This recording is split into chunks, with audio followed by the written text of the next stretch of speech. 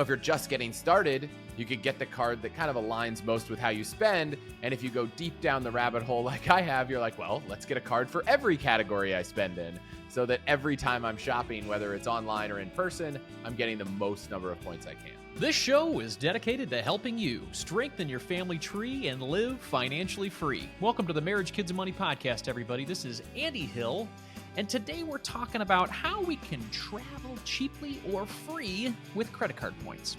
According to MarketWatch, in the second quarter of 2021, credit card debt increased by $17 billion quarter on quarter to $790 billion in the United States. And the average American family has over $6,000 in credit card debt. So if credit cards are so dangerous, why are we even talking about them today? Well, I believe a lot of things are dangerous. A lot of things can be dangerous, better said here. Cars, for example, or the trampoline I just set up in my kids' in our backyard, or horses. But if we learn to control these things, man, can they be fun. So to help us tame the wild horse that is credit cards, I've invited Chris Hutchins on the show today. Chris Hutchins is the host of the All the Hacks podcast.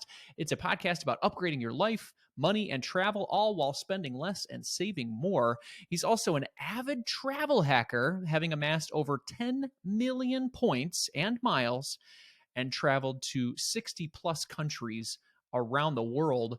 When Chris isn't helping others optimize their finances, he's spending time with his wife and newborn baby in California. Welcome to the show, Chris. Thanks for having me. I'm excited. Absolutely. Well, let's talk about these 10 million points. When did you first realize the potential of travel rewards points? So I think it was, my dad has always been a traveler as well. And so I put together a slideshow recently for work, and I was like, Dad, do you have pictures of me as a kid? And I was like, they're all on airplanes. So even before I cemented these memories, we were traveling as a family, and my dad did a lot of business travel and racked up points, but it didn't really click for me until college, when I opened up I think it was a United credit card, and I went on a trip with a bunch of friends in college to Cabo. And I was like, I used points and I didn't pay for it. Everyone else was like saving for their trip. And I was like, yeah, I got this trip for free. And I was like, oh my gosh, this is a world I've never heard of.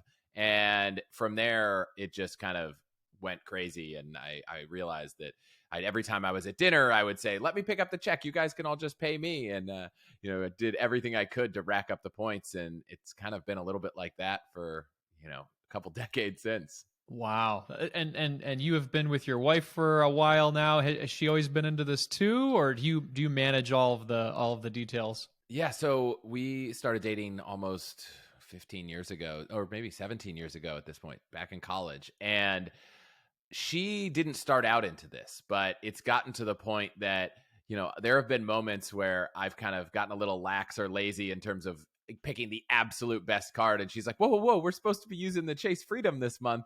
They've got the 5X bonus at warehouse stores like Costco. And I was like, oh my gosh, you're right. I'm so sorry. So I think I probably pulled her into the dark side, and now she kind of deeply lives there with me. And, I probably am the person who manages the usage of the points more, getting into the details of what's the best way to use this to go on this trip.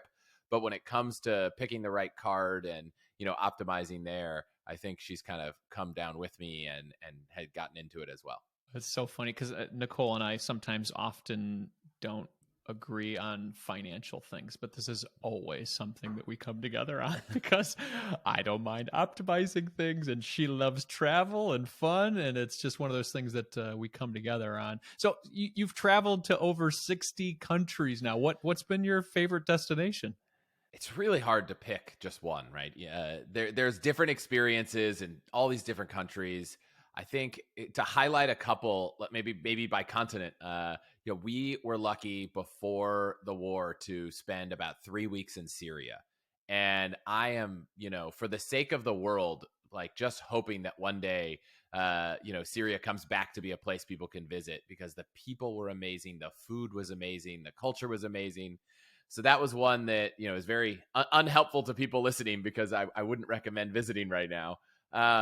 But one that actually is probably more accessible despite the long flight than many other countries in the continent is South Africa. And I put a strong recommend there.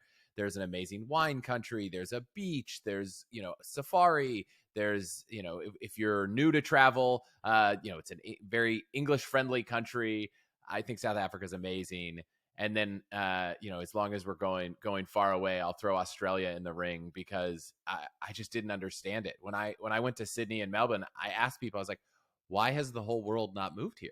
Like, it seems like this is the most ideal place. And the only answer I could get from people was, well, everyone's afraid to move too far away from their family, so they haven't moved here yet. But man, Australia was such a cool country. That's cool. What made Australia so great? Just the weather, the beaches, the what? Yeah, I mean, all of that, the food. I think I have a special place in my heart for all different kind of Asian cuisines. And in the US, you get a good mix. And in San Francisco, we get a lot. But, there aren't a lot of Malaysian restaurants or Indonesian restaurants. And Australia had kind of the melting pot of Asia when it came to cuisine and culture, but felt like you were just at home in terms of the ease of getting around, the language. The country is beautiful. Like, you could go on a run along the coast in Sydney and feel like you're on vacation every single day. So I was fortunate to go on a very affordable trip because I was with a friend and we were speaking at a conference, but my wife didn't. So that one's been hanging over my head for a while because every time I'm like, oh, Australia's amazing. She's like, oh, really? How was that trip that you went on without me? So it's on the short list of places to go once it opens back up, because I'm really, really excited to go back, and I owe my wife a trip to kind of let her have that experience as well. Oh, that sounds awesome. So when you say you travel for cheap or nearly free or free, what's covered with these trips? Is it the flights? Is it the food? What is it? When I think about ways to optimize, I'm trying to get the most out of my points. And the best places to do that are on flights and hotels. And depending on where you're going and whether you care about a 5-star hotel or not, or you want to fly in business class or not, or you want to travel domestically, you can kind of tweak the way this whole process works. But yeah, for me, when it's free, I'm talking about the flights and the hotels. And we like eating street food, so I'm not trying to optimize for like the low cost meals we're having when we're in other countries. But I mean, there's no better feeling than leaving a 5-star hotel, having like the most amazing experience that feels like a second honeymoon. And then at the end, they're like, well, you did get that one drink at the bar, so your total bill for 5 nights is like $25.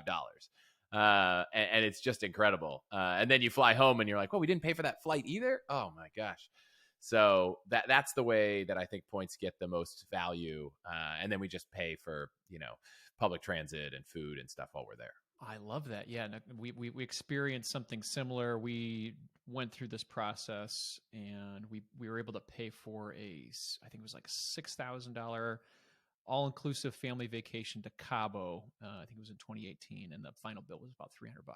So it was flights, massages, hotels, all sorts of things.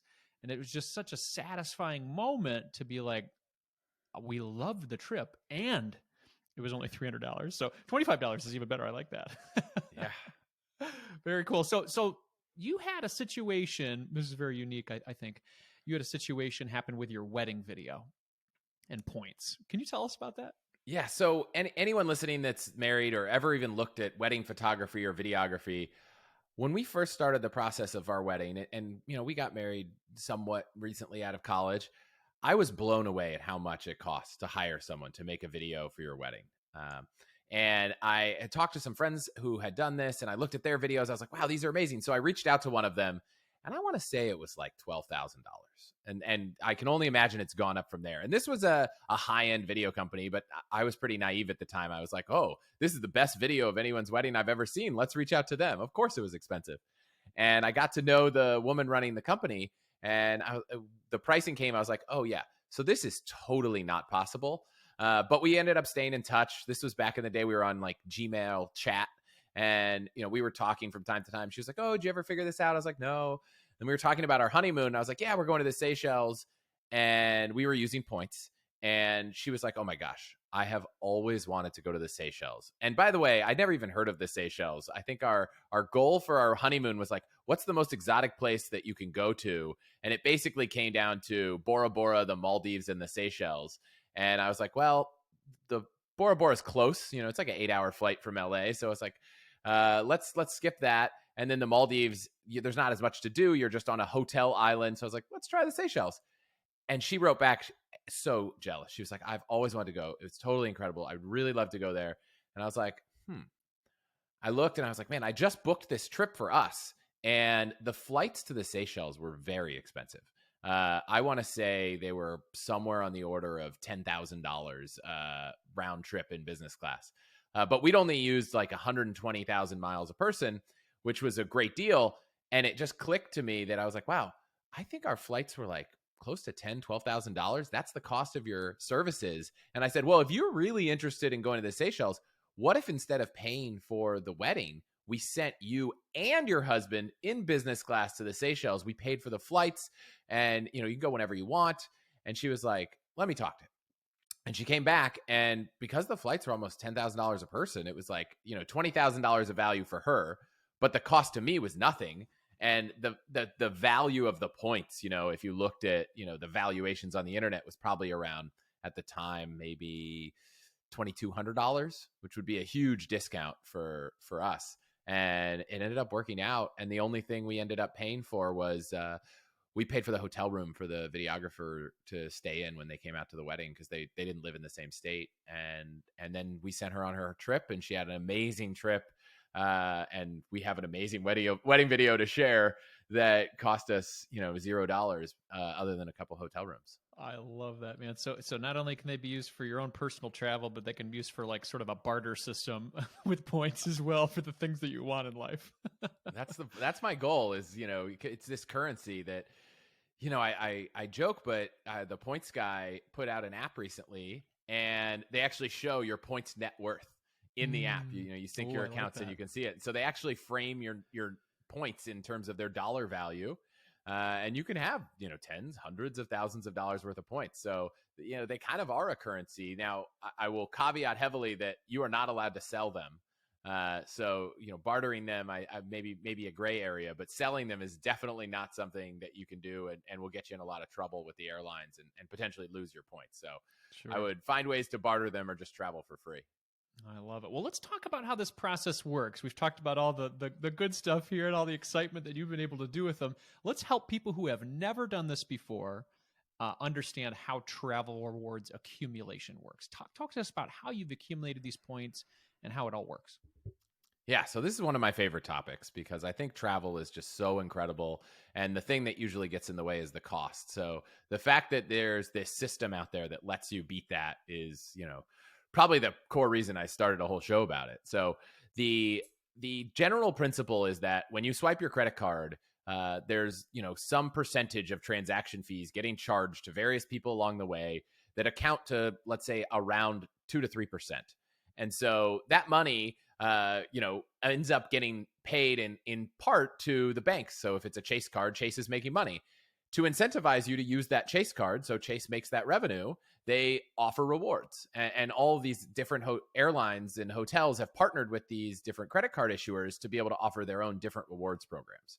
And so there's an incentive to swipe your card and earn rewards. And it's almost like free money, right? If you swipe your debit card, you're getting almost zero back. If you swipe your credit card, you're getting, 2% if it's cash back, or, 1 point here, 5 points here. So at the core of it is that these credit card issuers are making money when you swipe, and they're giving you rewards to encourage you to do it. Now, before we go any deeper, I'll just pause and make it really clear that I've never seen someone redeem points at a rate that makes it worth taking on debt to do this. So if you are not paying your credit cards off each month, I would say the number one thing you should be looking for is a 0% APR card.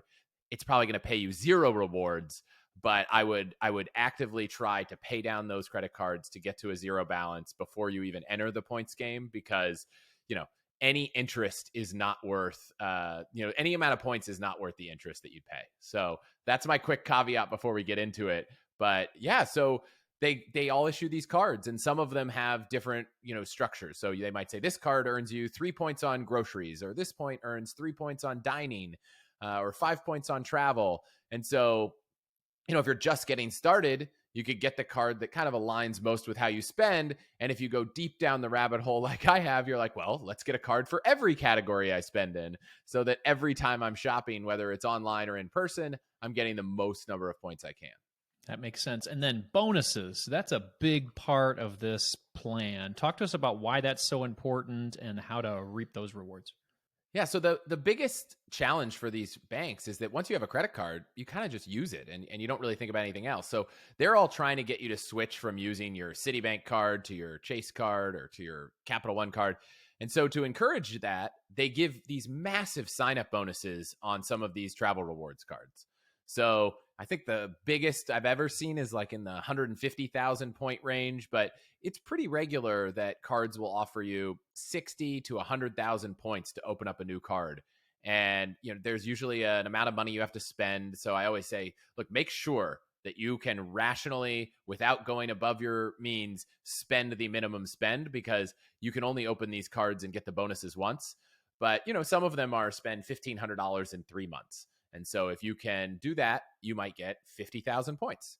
And, it really depends program to program, but I would say in general, points are kind of worth somewhere in the 1 to 2 cent range. So if you're getting a 100,000 point sign up bonus, that could be like $1,000 to $2,000. And so, domestically, as an example, most of the airlines, you could probably take a domestic round trip ticket for 25,000 points. So 100,000 point sign-up bonus could take your family of 4 anywhere in the U.S. So the sign-up bonuses, are a real big way that I've been able to accumulate a lot of points. And so, I kind of hold out and wait for the big ones. But, this probably happens 5-6 times a year. There's a massive bonus. And that's just kind of a great opportunity to jump on a huge amount of points. I really like how you pointed out the minimum spending requirement, because I think that's a big indicator for people where you say, okay, am I already spending on my daily spending, call it $3,000 over 3 months? Can I make that happen? Okay, then it makes sense for us to jump on this if we're not, if we're purely spending on a debit card or something like that and wanting to transfer over our spending. So I think that's really important. So bonuses, I mean, it seems like it's just a never ending train. Is there an end to the bonuses after a while? Can you sign up for too many?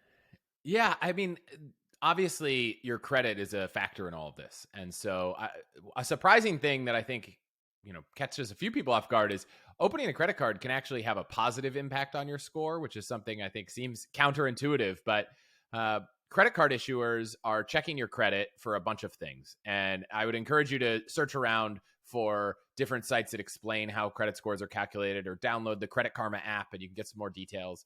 But in general, one of the important factors they're looking at is how extended are you? So if you have one credit card with a $5,000 limit and you're spending $4,800 each month, that to a borrower or to a lender is worrisome, that you're kind of all maxed out. Now, if you got another $5,000 card and now you've got $10,000, but you're still only spending $4,500 a month, now they're like, wow, this person is responsible. They're only using 50% of their credit. And that just keeps compounding. So if you got another one, now you're $15,000 of limit and you're only using $4,000. Now it's like, well, you're only using 30%. And so that has a huge impact. The number of cards has a positive impact. The only two negatives are anytime you open up a card, they ping your credit. They do what's called a hard inquiry, and that knocks you down a couple of points, 4 or 5 points or something. And it goes off after a year or two. And then the other is there's a track of the average length of credit. And if you imagine you're trying to decide if you want to let someone borrow money, if you only know how much they've borrowed and spent and saved and paid off in the last year, you're probably more worried about their spending habits than if you know for 20 years. And so a big important thing I'd say is if you have one credit card and you're listening to this right now and you've had it for 20 years or 10 years and you're like, oh my gosh, this card is earning nothing, don't cancel the card, because that card is like this, statue in your history saying, well, you have 20 years of good on-time payments, all that stuff. So I would say keep that card open. If it has an annual fee and you decide you don't like it, you can often just call or, secure message the credit card company and say, hey, I really like this card. The annual fee is tough. do you have a version I can downgrade it to with no annual fee? And so, that United card I opened in college, it turns out that to earn United points, there are actually cards that aren't United cards that are even better than a United card. And so, I don't use that United card anymore. So I downgraded it to a no annual fee United card. And I try to make sure every year to put a purchase or two on it, just so that, it looks like it's active and the credit card companies don't close it down, because I've got almost 20 years of history on that card, and it really helps keep my credit score up. Yeah, that's a good point. Nicole has had one for, I think, maybe 7-8 years, and we took that same strategy. Like, it's not really that great, but let's not cancel it. So all we do is we throw our Spotify subscription on it. So it's just a recurring payment each month. So she's got the history, and I do the same thing with another card that I've had for a long time to keep that history going. So these are great tips for everybody. I'm just wondering, is this a constant train that you continue going on? Do you take breaks every once in a while to sort of re-up yourselves for the new bonuses, or is it do you just keep going? Yeah, I mean, I think where the train stops is, or takes a break is, there are only so many cards, right? Chase might have 20 cards. And so at some point, you've kind of gotten all the cards. And I'm certainly not there right now. But, I kind of, now I'm in the mode of when there's a massive bonus, right? When I'm like, wow, 150,000 points for this new card, I'll jump on that. But there's a ton of cards out there that are 20,000 points here, 40,000 points here. For me, not to say 40,000 points isn't worth it, but I just know that I don't want to do this every week. I don't want to do this every month. So I'm kind of if there's a huge bonus a couple times a year, I'll jump on it. But if there's not, then I kind of sit by the wayside for a while and kind of just use the cards I have and accumulate a lot of my points by spending on the things I'm already going to purchase, just in the most optimal way. So I think an important thing is to just take an inventory of how you're spending your money. And if you're spending it all on groceries, then even though some friend or even me on this show says, oh, I think this is the best card, if it's the best card because I spend a lot on travel and you spend all your money on Amazon and Whole Foods, I can tell you the Amazon Prime card is going to be a way better card for you. And the travel card might be the worst card because you're not spending a lot on travel. So it really is a personal kind of unique situation to how you spend money. And if there's a category you spend a lot on, picking the card for that category is probably going to be one of the best ways to earn points. I love it. I love it. So we've talked about your experience, and we've talked about how the process works. Let's dive a little bit more into how this stuff goes wrong. So what are some common mistakes that people make when they go about earning travel rewards? Yeah, so I think a couple of them. One, if you don't go check your credit before you get into this, I've had a few people that just their credit wasn't at the point that they could get some of these higher cards. So there's some sites like Card Match and Credit Karma where, they kind of learn what your credit score is and they recommend some cards. And if your score is kind of pretty low, let's say in the 500s, you're probably not going to get approved for some of the top cards. And so applying for them, taking the credit score hit to try to get them and then not getting them is a huge bummer. If you're playing the game and you start opening a lot of cards, getting in a circumstance where you forget to set up auto pay and you miss payments is a huge pain. And I have been there.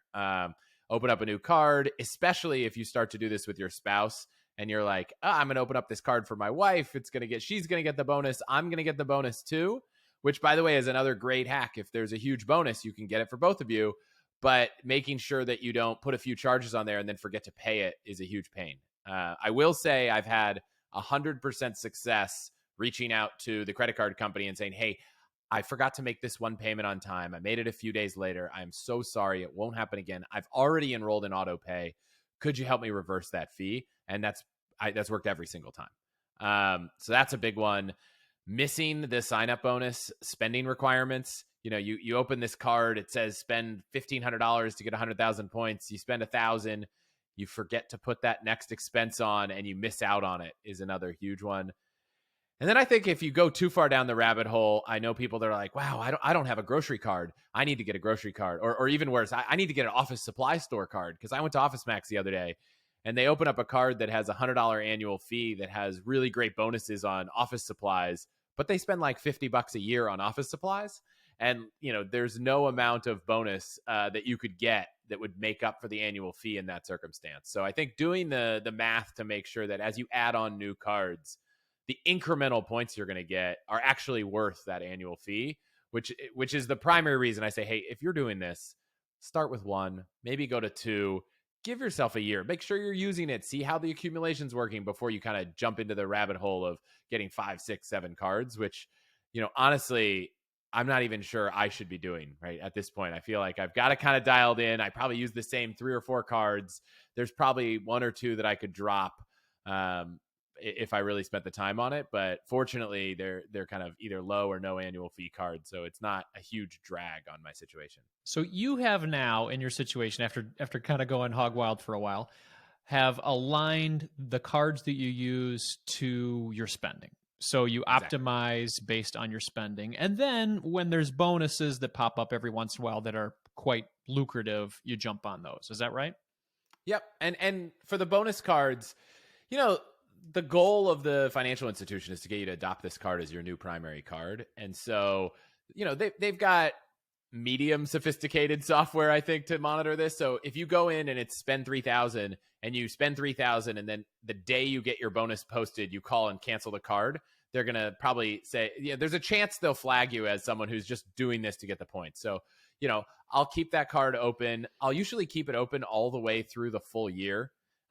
Maybe even after the annual fee posts for the second year, and then call in and say, oh, you know what, this annual fee is really heavy. And if they say we'll waive it this year, great, I'll keep it open another year. Like I want to give off the impression that, I'm trying to make this card work, and I spend money on it from time to time. And honestly, if it was a great card, I would just keep it open. So, it's not, I give every card a fair chance at being a good part of my wallet. And there are cards that I didn't open for years, like the Amazon card. And then finally I had a kid and lived in a pandemic. And I was like, okay, I'm spending enough on Amazon. I think this makes sense. And now that's become a staple of the wallet, despite that I hadn't opened it for years. Yeah, I have that Amazon card too. It's very, very helpful. So somebody's listening right now, Chris, and they're thinking, you know what? I don't know. This feels like we're, kind of gaming the system or taking advantage of these credit card companies. What would you say to that person? Yeah, I would say that every time you've looked at a transaction someone's made in front of you in line, some of those people are paying with cash. And when you pay with cash, it helps out the local merchant, right? They're not paying that 3% fee. So there's that perspective. But when you're paying with your debit card, you're getting nothing. The merchant's paying a fee, might be a little lower, and the bank's making all the money. And I can assure you, it's not like Chase is on the verge of bankruptcy right now, right? These companies are making a lot of money, and they keep issuing new cards and offering these bonuses. It's not a new thing that just started and it might not go last, right? So this is a business for them. So I don't feel a lot of guilt playing by their rules. And the thing that's great about this and kind of how I generally think about cheating the system is if there are rules and you follow the rules, it's hard to say you're cheating the system, right? My goal is to play the system as best as possible, right? When I am in a foreign country and there's 7 different ways to get from 2 stations on the subway, I take the most optimal path, right? I'm not cheating the system. And so in this case, I look at the rules of the card. I look at, how much I have to spend, what the requirements are, and I do that. And so I don't feel bad about doing it because I'm following the rules they set out. And if they didn't want people to sign up for cards like this, they could make a rule that says you can only open 1 sign-up bonus from all Chase cards every 5 years. And then I would play by that rule. So I think as long as there's a large company behind this that's, also making their fair share to optimize the system to travel the world for free, seems like, definitely a win for me. And if they don't like that, they'll change the rules because they're a business and, they're going to operate in their best interests also. Yeah, it kind of reminds me of utilizing tax-advantaged investing vehicles. It's like you're going to save on taxes and you're going to pay a lot less taxes. You're just playing by the rules. I mean, you're just doing it in a smarter way. Would you agree? Yeah, I mean, I think it's exactly like that. And as we're seeing right now, there's some proposals in Congress to change those rules. And so, look, if they decide that people over a certain income are no longer allowed to use some of these tax advantage accounts, great, they'll stop using them. But as long as they're open for business, I'm maxing out my tax advantaged accounts. I'm, putting money in FSAs for medical expenses and, dependent care for our au pair and all that kind of thing, which is a hack that I didn't realize, which is if your employer has an FSA for dependent care, you could use that to pay a nanny, babysitters, au pairs, that kind of thing. And so preschool, there's a fun summer camps. We're doing it too, man. Yeah. Yeah, and I didn't realize. And any change, double hack here is any change in your childcare situation is a eligible life event for your dependent care FSA. So normally you can't change your medical plan in the middle of the year unless you have a kid or you get married. But the way I understand it and how I've been able to use it is if anything changes about your childcare situation, if you change preschools, if your nanny quits, if you decide do something different, one of you goes back to work, those are qualifying life events solely for your dependent care FSA, and you can start making changes to those contributions mid-year. So if you're listening and you don't take advantage of that, but you do have childcare expenses, there might be an opportunity to make that change now and not have to wait. But I guess depending on when this comes out, we're kind of right around open enrollment, so maybe it doesn't matter. Yeah, this will be out in November, so it would be timely for some folks. Definitely look into that dependent care FSA. That saved our family quite a bit of money. We like to help our kids do summer camps, and that can be pricey. So if we're able to save whatever 20% off of that based on the taxes we're paying, why not? So yeah, if you're into optimization, yeah, Chris has got your back. Let's leave people some advice if they want to get started with this travel rewards business. Maybe just getting started with one credit card. What would be your favorite, or I guess how should they start? Yeah, so I'll put it into two buckets. There's the bucket of I want to start accumulating points to travel either internationally or in a luxurious way. Let's call it business class or hotels. And to do that, I think you get the real value from accumulating miles. And so I would say, and to get those miles, you can get them by one airline, or my favorite is a card like a Chase or a Capital One or a Citi or a Amex that earns points to let you transfer them to different airlines.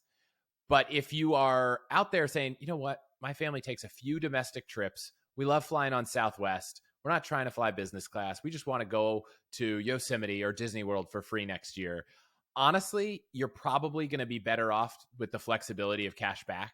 And so if you're in that boat, I would say the Citi Double Cash is a great 2% cashback card. And I think it's a great way to get started. On the point side, if you're like, no, you know what? You sold me. I'm excited. I'm going to go to Paris. We're going to fly in business class. We're going to stay, at the Park Hyatt and have a luxurious adventure. Going for points is the way to do it. And, I think a great starter card, especially now that the world is opening up and we'll probably start spending a little bit more on travel, a little bit more on dining, is one of the Chase Sapphire cards. And so the more entry level is the Sapphire Preferred. It's, I think it's a $95 annual fee, and you get 2 points on travel and dining. I actually think the dining bumped up to 3 points in the last year. So that's a great entry level card. And then the Chase Sapphire Reserve is a little bit more expensive. I think it's at $550 now, but it's a little bit of a trick because, you get your first $300 you spend on travel reimbursed. So it's probably a $250 card, but you're getting 3 points on travel. And like 10 points on Lyft. And if you book the travel through the Chase portal, it's a 10 points per dollar. So there are a lot of multipliers there. They'll give you access to a priority pass, which lets you go to the lounges when you're traveling in, around the country or the world. Those two cards I really like. My Chase Reserve card is the card I carry most. I have like a small 2-card wallet, and the two cards that are 90% of my spending are the Chase Reserve and the Chase Freedom Unlimited, which is kind of the catch-all card that's just 1.5 points for everything else. So that's where I'd suggest get started. But I try to keep my list of recommended cards up to date at allthehacks.com/cards. Excellent. Yeah, check that out, allthehacks.com/cards. And what Chris just talked about was aligning his cards to his lifestyle. He's a traveling guy, likes to travel, so he's got cards that'll help him to do that. So if you don't travel that much, but you just want to, I guess, get cash back for everyday things you do, see how you're spending your money, and then maybe align your card choice to that. I really like your idea around the Citi Double Cash. I think it's 2%, right? So whatever you spend, you get 2% back. That's great. I think I've got the Quicksilver. That's 1.5% back, which is nice, but that Citi Double Cash is looking pretty good right now. So Chris, if people are looking to learn more from you outside of credit cards and just maybe learning how to optimize their lives in general, where should they go, man? Yeah. So like Andy said, I run a podcast called All the Hacks. We're helping people upgrade every aspect of their life. So episodes on travel, credit cards, but also negotiating and your career and starting to eat healthy and just thinking about ways to spend and the psychology of money. So you can check it out. You're listening to a podcast right now. So search for All the Hacks in whatever app you're using, or just go to allthehacks.com. Excellent, everybody. I've had a chance to be on Chris's show, and it's an honor to have him here today. Chris, thank you so much for your time today, man. I appreciate it. Yeah, thank you so much for having me.